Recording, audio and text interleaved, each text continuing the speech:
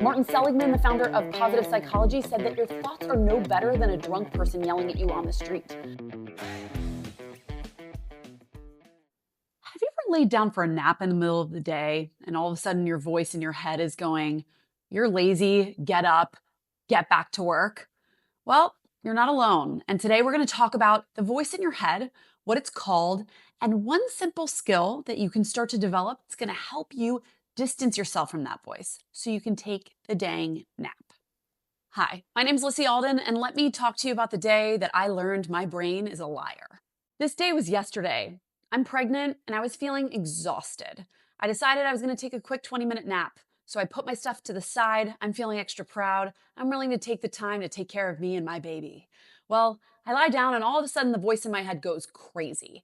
"You're being lazy. Get up. You're better than this. Come on." In that moment, I was able to separate myself from the two voices in my head and make the choice that actually made sense for me and my unborn child. Here's what's important about this moment. I didn't get nicer thoughts by accident. I learned how to see my thoughts, not be my thoughts. It's a skill called metacognition, and it just might be the most important skill that you can train your brain how to do.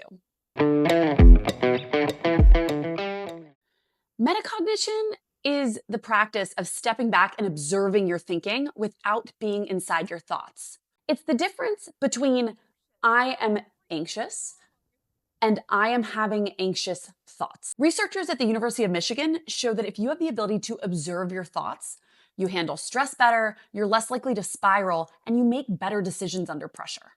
Think about the last time you spiraled. You weren't thinking about the problem. Your life was the problem.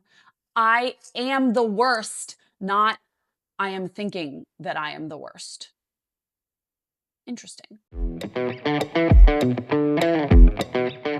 Why does this even matter? Well, your brain produces tens of thousands of thoughts every day. Most of them are automatic, and a lot of them aren't even necessarily true. Martin Seligman, the founder of positive psychology, said that your thoughts are no better than a drunk person yelling at you on the street. The challenge is we're listening to them like all the time. And if you're listening to them, you can't possibly question them or shift them, especially if those thought patterns are not working for you, like my nap on the couch. So how do you actually practice metacognition, or this act of seeing your thoughts, not being your thoughts? Well, a lot of people are going to tell you meditation. Now, meditation is great for a lot of folks, but for a hyperactive 30-something who spends their life taking care of other people and just needs a minute because she has laundry to do and about 16 other things she's working on, I found another tool that's faster, funnier, and frankly just easier to work with, and it's called distanced self-talk. And it's weird because you're basically going to work to name the voices in your head. When you refer to yourself in the third person using your own name or nickname, your brain processes the thoughts differently. It basically allows you to sit in an observer seat of the voice, kind of like a friend, and start to understand what's going on almost from a third-party perspective. So when I'm thinking and I notice myself caught in a doom loop, right, one of these negative spirals around something like my nap time, I catch myself and I say, "Ooh, Lissy, that voice is a little intense. It sounds like Pissy is in the room. Pissy, thanks for your services.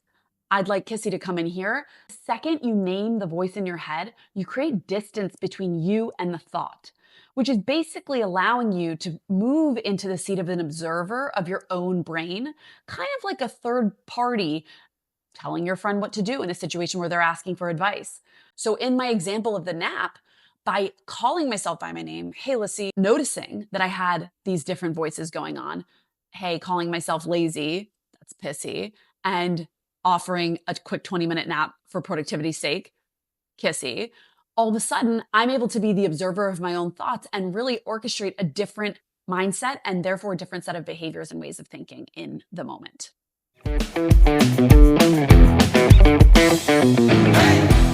Okay, so here's how it works. You're going to give the voice in your head a name. Sounds really weird, but stay with me, okay? In my case, my name is Lissy, and I decided that there were really two voices that show up whenever I have these big decisions to make. The first is Pissy, the aggressive cheerleader. She's trying to make sure that I'm constantly on track, that I'm the popular girl, and that I'm well liked and doing the perfect thing all the time because what other people think matters. Now, this voice in my head, I've given a personality because, well, even though she helps me, and she really helped me in my 20s get off the couch and move forward, she doesn't really serve me right now in my 30s, and she shows up all the time. Which brings me to my second voice in my head, which is Kissy. Kissy is a sweetheart. Really, that middle school basketball coach has the best intentions, wants to make sure I can be the best player I can be. Same goal, right, as Pissy, really, which is making me as good as possible, but slightly different approach, more gentle, but firm. And with these two voices, by constantly catching myself and noticing who shows up where, I can actually thank them and then dismiss them when they're speaking to me in a way that sounds crazy. So when I laid out for that nap and I heard, oh, come on, you're being so lazy. You are better than this. No naps in this house. Let's go. Up, up, up. Get to that to-do list. It's not going to to-do itself. I could immediately go, oh, that's Pissy. She's scared that I'm falling behind. And then Kissy could respond. All right, let's go. 20 minutes on the clock. This is going to be amazing for you and your performance. So make it count. Let's go. The second I named it, I had distance. I had a choice. And frankly, I wasn't my thoughts anymore.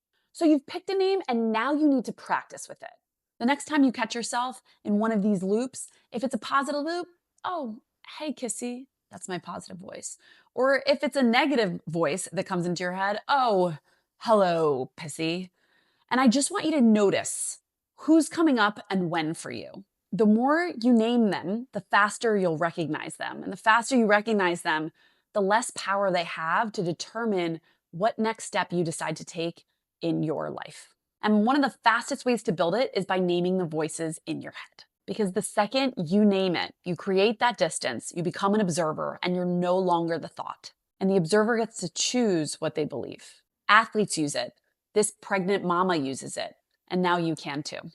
So we spent today talking a lot about how to have better conversations with yourself.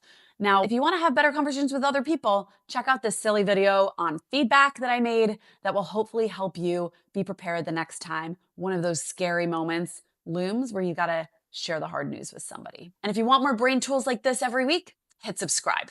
I'll see you next week on Your Brain Explained. Thanks, Pissy. Thanks, Kissy.